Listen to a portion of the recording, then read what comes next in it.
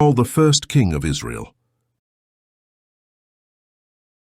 The story of Saul begins with Israel's search for a human king to lead them, a choice that contrasts with God's direct leadership through judges. The prophet Samuel, chosen by God as the spiritual leader of Israel, is tasked with anointing the first king of Israel. Saul, a tall and impressive young man from the tribe of Benjamin, is chosen by God to take the throne. His journey begins modestly, when he is sent by his father to search for some lost donkeys. In this seemingly ordinary moment, God intervenes in Saul's life, revealing through the prophet Samuel that he will be the future king of Israel. 1 Samuel 9:15-17. Saul is then anointed as king by Samuel, and initially he shows promises of leadership. One day, while Saul was suffering from his spiritual distress, one of the servants suggested bringing a young man named David, the son of Jesse, known for his skill in playing the harp. David was known to be skilled in music, and this could help calm the king. So messengers were sent to Jesse to bring David. When David arrived, he played the harp so skillfully that Saul's distress dissipated. 1 Samuel 16:14-23. Saul then continues to lead the people of Israel in battles against their enemies.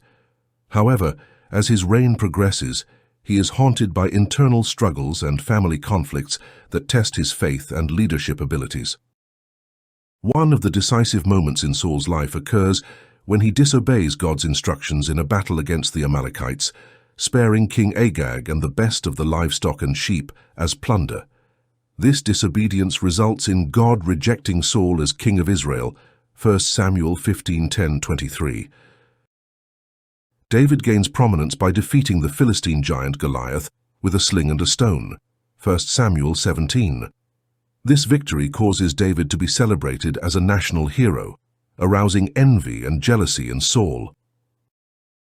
From that moment on, the relationship between Saul and David begins to deteriorate due to Saul's growing envy of David's success and popularity. 1 Samuel 18:6-9. Saul fears that David is threatening his throne. Saul tries to kill David on several occasions, including attempts to spear him while he played the harp. 1 Samuel 18:10-11, and sending him on dangerous missions in the hope that he will be killed in battle. 1 Samuel 18:17-25. David realizes that his life is in danger and flees to escape Saul's wrath. 1 Samuel 19. Taking refuge in remote places, such as caves and foreign territories, he tries to avoid being captured by Saul's army. Despite Saul's attempts to kill him, David shows mercy and respect for the king, refusing to attack him when he has the chance. 1 Samuel 24:26. Recognizing Saul's authority as God's anointed, David refuses to seek revenge. The final tragedy of Saul culminates in the battle against the Philistines on Mount Gilboa. Defeated and wounded, Saul chooses to take his own life to avoid the humiliation of falling into the hands of the enemies. His death, along with that of his sons, including Jonathan, marks the end of Saul's reign and paves the way for David's ascent as the next king of Israel. Thus, the story of Saul's reign is a complex narrative of rise and fall, marked by triumphs, disobedience, conflicts, and tragedy, and provides an essential context for understanding the scenario in which David emerged as the future leader of Israel.